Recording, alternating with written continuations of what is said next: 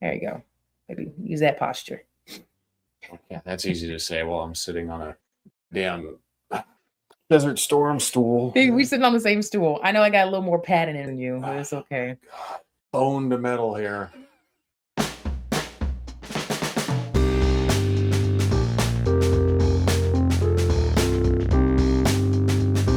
I'm former movie trivia schmodown singles champion Marisol McKee, aka Lady Justice. And I'm former movie trivia schmodown singles champion Adam the Coyote Collins. Welcome back, Coyote. Welcome back.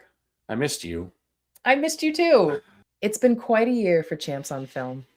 Yes, you may have not seen us on the cameras, but off the cameras, we're getting a lot done. Yeah, we got married. Yes. We have moved into a new house. Mm-hmm. We did not want to forego our now annual tradition of doing our Oscar video, which we love. Yes, we love it very much. We look forward to this little award show every year, as humble as it is. This year, we have a great crop of nominees, very diverse field. I'm still playing catch up, but I've seen more than half of a lot of the big players. You, Missy, have been seeing everything. I have. Now, what are we drinking? That's always the question, isn't Yes. it? Yes. Yes. We were feeling in kind of a devilish mood, a little sinful mood, a little dark, a little smoky. So I whipped up a couple of Sinners. Ooh, what do we have here in the Sinners? We have some blended scotch, some Kahlua, some nice aromatic bitters, and black cherry. Smoky, dark, Stacky. a little stacky. Yeah. Nice. Well, here's to smoke and stack. Cheers. Cheers. What do you think the twins would think of this? This year, because of our time crunch, we are going to do a quickie little mini Oscar video. We are going to limit our discussion to just the major 4 categories. So, Best Picture, Best Director, Best Actor, and Best Actress, and Best Toilet. Oh, we didn't discuss during that. commercial breaks. I bet it'll be more comfortable in this stool. Yeah. Best Actor.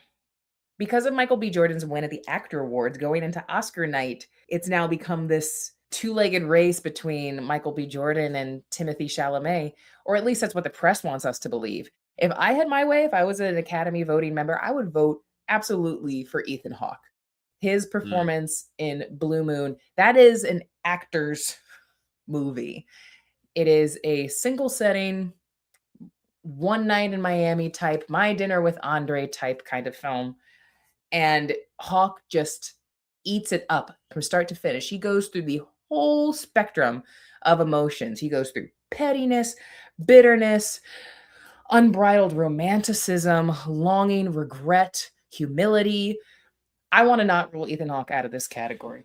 I don't think Ethan Hawke wants to rule himself out of this category either. Ethan Hawke has become one of our great established actors. I think, it's easy to take him for granted because he's been around so long, but he's really come into his own in this later stage of his career. I love seeing him speak about his craft. He's very humble about it, but really deeply engaged with it. He loves being around other actors. Also, just this long running history he has with Linklater as a collaborator. So I think recognition of that is definitely a possibility. I also was really taken aback by Mr. Wagner Moura in The Secret Agent, which we recently caught up with. What a flick. He has that quiet intensity that I picked up on in Narcos and other work, but this was on another level. He was also deeply empathetic. What I particularly enjoy about Wagner's performance is that it's not as showy or flashy as some of the other nominees in this category. He's weaving in and out of this large ensemble of very, very notable supporting characters. He anchors the movie so well. Tell me a little bit about Marty Supreme. I have not seen this one. Yo, Martin Supreme. Timothée Chalamet as Marty Supreme is also one of my favorite performances of the year. His journey in that movie is a fantastic example of failing upward spectacularly.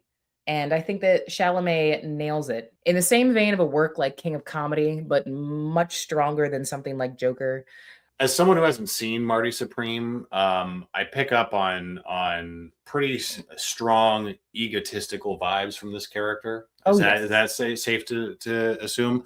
So yeah, the idea of this guy kicking ass at ping pong sounds pretty exciting to me. If I'm going to be honest. The movie is about more than the ping pong. The ping pong is just part of the dream.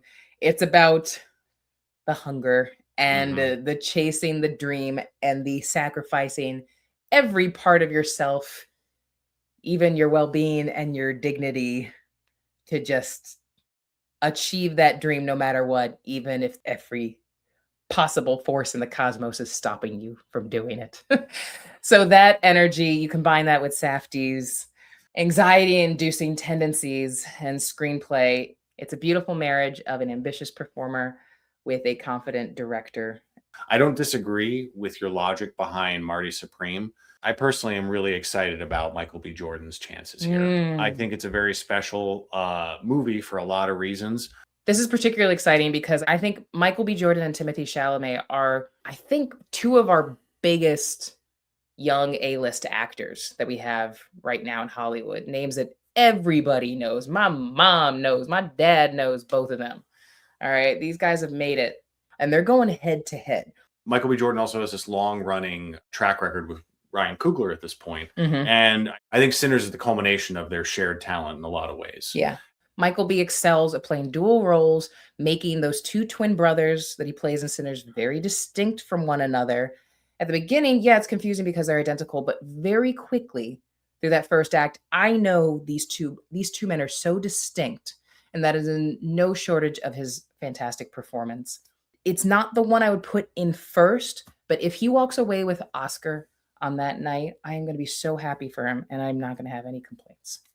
Chalamet is my pick for, I think, who will walk away with gold on Oscar night. Actress in the leading role. Jessie Buckley certainly has been cleaning up in the award season. She's won every major award in this category. The Critics' Choice, the Golden Globe, the BAFTA, the SAG Award. And it seems the only thing she has left to do is just win the Oscar. Seems like it's in the bag. And Jessie Buckley is an actor who this would be well-deserved if she did win on Oscar night. She has been delivering critically acclaimed performances since day one. Early breakouts in Beast and Wild Rose. Everything that you see her in, even things that people were mixed on like Men, Jessie Buckley is quality. She brings that to Hamnet and then some. Although my upset heart would love to see Rose Byrne. Rose Byrne really surprised me. Not only does she deliver an incredibly passionate performance, if you happen to be a parent, you're going to relate to the story in a lot of ways. But even if you're not, I think she gives a performance that's very easy to connect to. It's a movie that's decisively a comedy, but a very dark comedy. I think a lot of people know her for more mainstream comedies or romantic comedies. But when you dig into her resume, you'll see how big a body of work she has. And for her to arrive at this point with this kind of performance is no surprise to me. Out of all five of these performances, Kate Hudson's is the least challenging, the most conventional. I think it's the best that Kate Hudson can do. I do think she is a more limited actress, and I am not thrilled to see her get this nomination over Jennifer Lawrence, say, for Die My Love, just for as one example. Kate Hudson, super long shot. I think the honor is just to be nominated here. Damn, I didn't expect you to go that hard. Emma Stone, I think her chances are low only because she just won for Poor Things a few years ago, but she is back with Yorgos again, spinning gold, and she is just nasty, wicked, smart, and twisty, and possibly innocent in Begonia. No one's innocent in Begonia, least of all the audience. Fine. More than cat and mouse, it's victim and villain being played simultaneously in two characters at once. It's a wicked good time. And Emma Stone, she is bitching in Begonia. I enjoy Begonia as well. And Yorgos Lanthimos is a director who has impressed me consistently with everything I've seen. Don't want to leave out Renate Reinsve. She is, similarly to Wagner Moura, she is the more understated, certainly in her category compared to the other roles. It almost feels like her character from Worst Person in the World like 5 years later, and with daddy issues, more daddy issues. But yes, she brings a lot of bubbling intensity and disappointment and a lot of leftover cold discarded feelings to this role. And I want to just give her a shout out because it is a beautiful and layered and more understated performance than the rest of them, and absolutely worthy of a nomination. She's an up and comer. Oh yeah. No, I love this little pop that Joachim Trier's movies are having in the States and giving Renate a real spotlight. Worst Person in the World was one of my absolute favorite movies the year it came out, and I'm so happy to see her back at it again. Similar to Emma and Yorgos, Joachim seems to have found his muse. Mm-hmm. It's hard not to be aware of the momentum Jessie Buckley has going into this year's Oscars. I would have it neck and neck with her and Rose Byrne. I must say, directing, that's a good looking lineup. What is so fascinating with these directors, these 5 directors, is almost all of these works have to do with legacy and what that means when that passing on is interfered with, when it's taken from them, when it's disrupted. All 5 of them cover thematically similar territory and all in very distinct, beautifully expressive ways. So hats off to all these directors. Chloe Zhao, who it's almost her signature sensitivity and introspection, is imperative in Hamnet. If she wins, you're not going to hear a complaint from me. This is a Spielberg produced film, so I know that she certainly has some powerful support in her corner. Marty Supreme could obviously not be made by anybody other than Safdie. It just reeks of that Safdie energy and chaos. I don't want to shortchange these other directors whose work I haven't seen. I have only of the directors seen Paul Thomas Anderson's One Battle After Another and Ryan Coogler's Sinners. Between the two of them, I would vote for Ryan Coogler.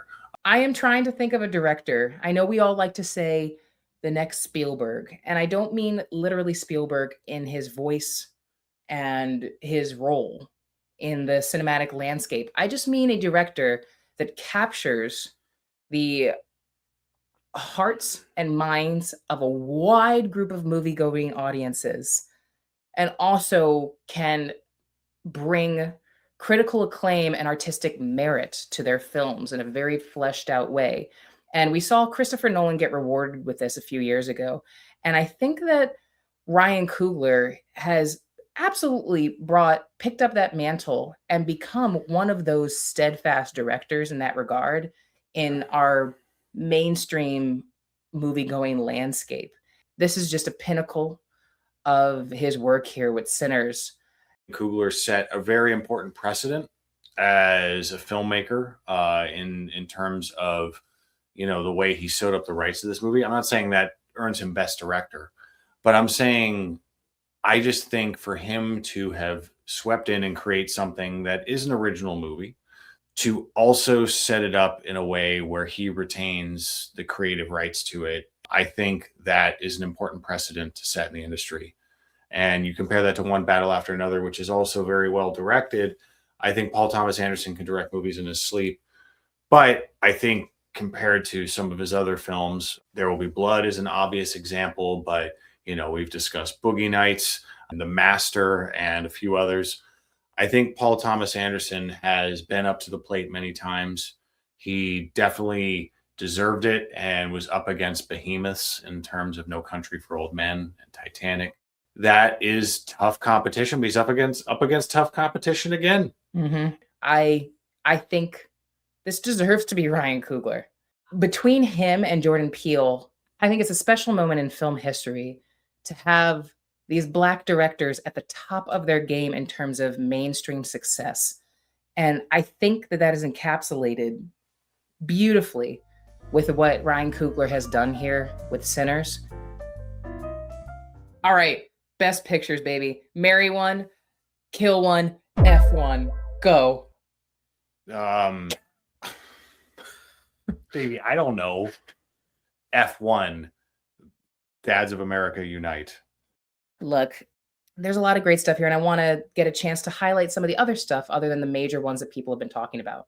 I wanted to see every single nominee. I saw 6, though. I saw 6. Baby, that's more than some members of the Academy, so give yourself credit. As a big horror fan, I got to say I'm loving all of the accolades showered upon the genre this year. Horror isn't just about the ghouls and the goblins. It's about how we relate to them, about what makes us feel vulnerable and human. Obviously, Sinners and Frankenstein way up there, but Begonia too. Begonia is one of the spookier, weirder movies I've seen from Yorgos, and that's saying a lot. I'll admit sometimes I'm at arm's length with a little bit of his work, not because it's not well done. I think it's incredibly well done, but I was a little sometimes distracted by his aesthetics. And I thought Begonia takes a step back, really digs its claws into the characters, the setting, and gives you a true sense of place and who these people are or who they aren't. Jesse Plemons, another actor who we would have loved to have seen get some recognition for Absolutely. his performance in this, but he and Emma Stone balance it out so well. Mhm. And calling this cat and mouse is an undersell. This is not, this is so much more than that. This is about, class A mindfuckery at its best. Yeah. Hamnet is a wonderful movie about love and healing and art and the Venn diagram of when all these things come together. It's the story behind the story when it comes to one of the most famous plays by one of the most famous playwrights of all time. Hamnet, special movie. It's also about your son becoming a kaiju, but we'll talk about that later. Marty Supreme, another great movie that is a period piece that has timeless qualities about it. There's a lot of uncomfortable truths in Marty Supreme, and Josh Safdie doesn't shy away from it at all about who actually wins the game of life. And I like a film that gives ugly answers. We all knew Guillermo del Toro wanted to make Frankenstein since he was 2. I appreciate that if we're going to have yet another Frankenstein movie, it sets itself apart in a lot of ways, stylistically, of course, but also with the acting. The performances are very good. Oscar Isaac wasn't nominated, but he's a solid Frankenstein. And Jacob Elordi, is a compelling creature. I love seeing the love for this story. I want to speak to The Secret Agent one more time as well, because, obviously with it being nominated for Best Picture and Best International Film, that gives it a lot of momentum. Regardless, the recognition is great. I think the movie not only is topical, but it's always topical to Brazil. But I also think it plays to an international audience incredibly well. The key things about paying attention to your past, not silencing it, and learning from your history and not making the same mistakes twice. I really have been thinking about that movie a lot since I've seen it. And I don't think it has a chance of winning Best Picture this year necessarily, but I'm really glad it got into the nominations. As we barrel towards the Oscars in these last final days before the ceremony, the buzz seems that the battle is between One Battle After Another and Sinners for this final prize of the night. I will say this, One Battle After Another, especially in the scheme of Paul Thomas Anderson's body of work, feels certainly more like a lark. I know it is reaching for these lofty ideas, and people say it's about revolutionary, but I don't think it quite lands on actually saying something as concretely about its subject matter as Sinners does. Sinners is an education, an experience, wholly unique. I would love to see Ryan Coogler and his wife Zinzi go and collect the Oscar that night. And Delroy. Yes. Shout out Delroy. Yes, of course. Love you, man. One Battle After Another, it didn't linger on my palate the way some of these other films did. And sometimes that's something I take for granted with Paul Thomas Anderson. And that alone seems like it might be critical of him. I'm not criticizing Paul Thomas Anderson and saying he made a bad movie. I don't think the guy knows how to make a bad movie. But Sinners, you're there that whole night with these characters and you feel it.